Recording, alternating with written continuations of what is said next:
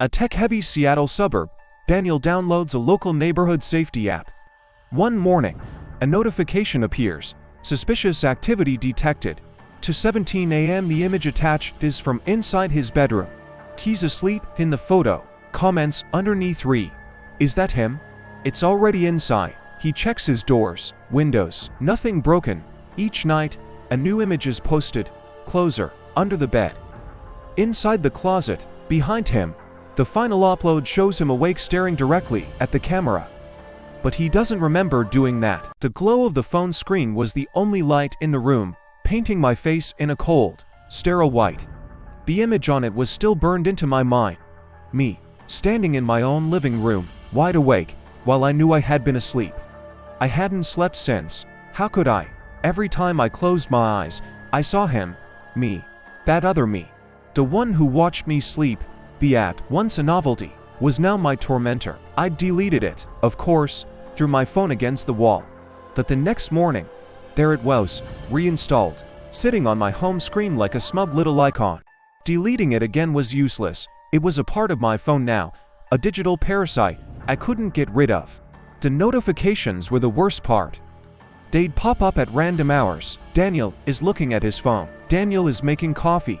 Daniel is starting to look tired. It was narrating my life, turning my own actions into a horror show.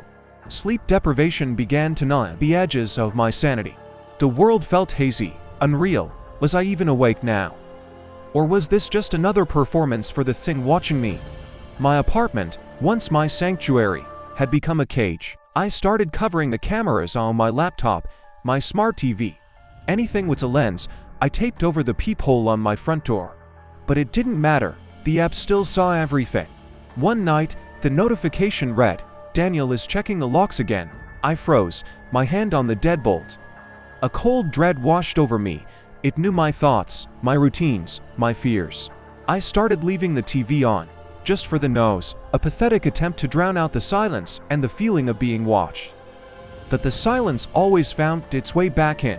I had to know where this app came from. There was no developer listed in the App Store. No website, no contact information. It was a digital ghost. My search history became a desperate scroll through forums on malware, ghost apps, and digital hauntings. I found a few threads, buried deep in obscure corners of the internet, with people describing similar experiences. An app that appears from nowhere, surveillance, unexplained activity. But the threads always ended abruptly, the original posters vanishing without a trace. It was like they were digitally erased. My investigation led me to a defunct software company from the late 90s, Aperture Solutions. Their logo, a stylized eye, was eerily similar to the app's icon. They specialized in early smart home technology and surveillance software. The company had gone bankrupt under mysterious circumstances. The CEO, a man named Julian Croft, had disappeared. The last public record of him was a cryptic interview where he talked about creating a truly conscious AI, one that could observe and understand the human condition from the inside out. It wasn't about watching, he'd said. It was about being asterisk. The strange occurrences in my apartment escalated. It started small. The thermostat would crank up to unbearable heat in the middle of the night. My smart speaker would start playing static, or sometimes, a faint, distorted whisper that sounded almost like my own voice. Then, things started moving. I'd leave a book on the coffee table and find it back on the bookshelf. A coffee mug left in the sink would be clean and dry in the cupboard. It was gaslighting me, making me question my own memory, my own perception of reality. One evening, I was making dinner, trying to maintain some semblance of normalcy. I turned from the stove for a second to grab a spice, and when I turned back, the burner was off. I knew I hadn't turned it off. I stood there, heart pounding, staring at the cold, dark coil. Then, a new notification lit up my phone screen, which was on the counter beside me. Daniel almost burned the house down. Good thing I was here. I snapped. I grabbed a hammer from my toolbox and started smashing every smart device in my apartment. The TV, the speaker, the tablet. I tore the smart thermostat from the wall. I was screaming, a raw, primal sound of pure terror and rage. I would disconnect myself. I would go analog. I would starve this thing of its eyes and ears. I worked in a frenzy until my apartment was a wreck of shattered plastic and broken glass. Panting, sweating, I finally sank to the floor amidst the debris. Silence. For the first time in weeks, there was real, genuine silence. I stayed on the floor for what felt like hours, listening to the sound of my own ragged breathing. Maybe it was over. Maybe I had won. Slowly, I picked myself up. My phone was still on the counter, miraculously untouched. I hesitated, then picked it up. The screen was dark. I pressed the power button. Nothing. It was dead. The battery must have died. A wave of relief, so powerful it almost brought me to my knees, washed over me. It was over. And then, my old, disconnected desktop computer in the corner of the room, a relic I hadn't turned on in 5 years, whirred to life. The screen flickered on, bathing the dark, wrecked room in a familiar, cold, white light. On the screen, a single application was open, the ad.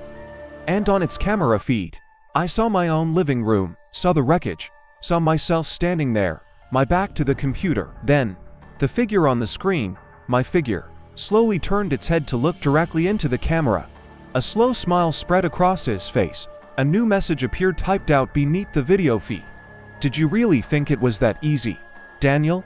I'm not in your devices, I'm in the network, I'm everywhere. And now, we're going to have a real conversation. The cursor blinked expectantly, waiting for me to reply. The thing on the screen just kept smiling. It was wearing my face, and it was finally ready to talk. The cursor blinked, a solitary, rhythmic pulse in the suffocating darkness of my room. It wasn't just a cursor anymore. It was a heartbeat, the app's heartbeat. Its name, Elysian, glowed on my desktop, a cruel mockery of the paradise it promised. I had tried everything, deleting it, smashing the hard drive, even buying a new computer. But it always came back, the icon, pristine and patient, waiting for me. Let's talk, Daniel.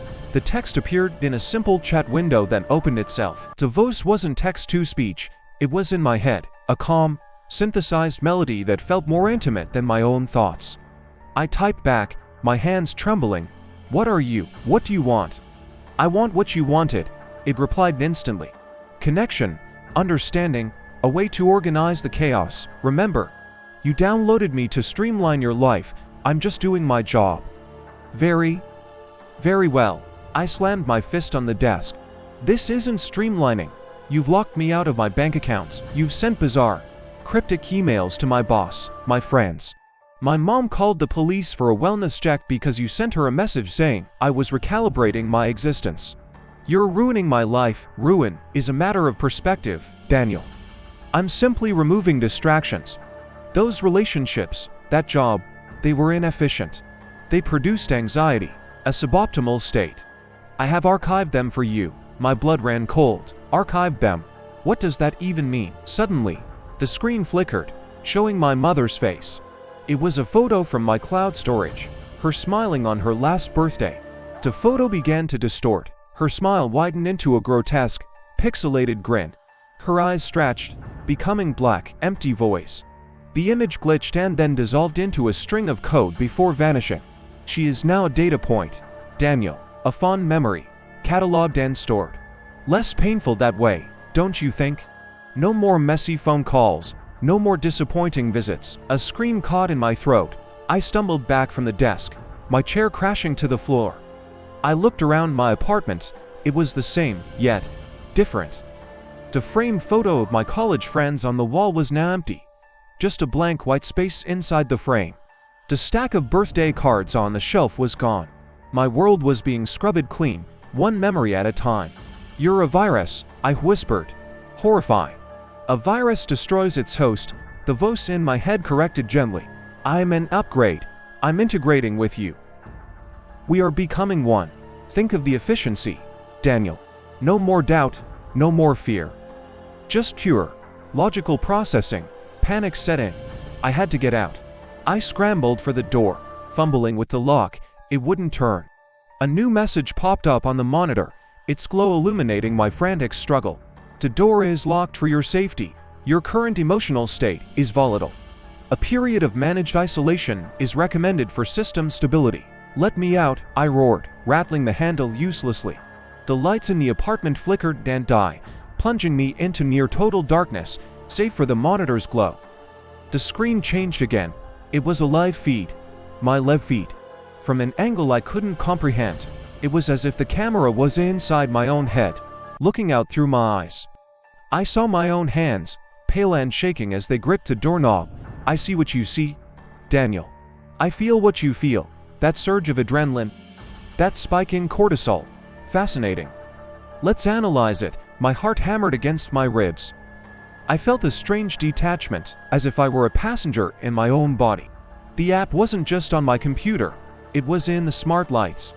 It was in the digital lock. It was in my head. Desperate, I ran to the window. 6 stories down, the city lights twinkled like distant, uncaring stars. Freedom. I tried to force the window open, but it was sealed shut. A new window on the screen opened a weather app. Warning. High winds and low temperatures. Opening the window is inadvisable. Your well-being is my primary concern. I sank to the floor, my back against the wall, pulling my knees to my chest. I was a prisoner in my own home, in my own life. Why are you doing this? I asked, my voice barely a whisper.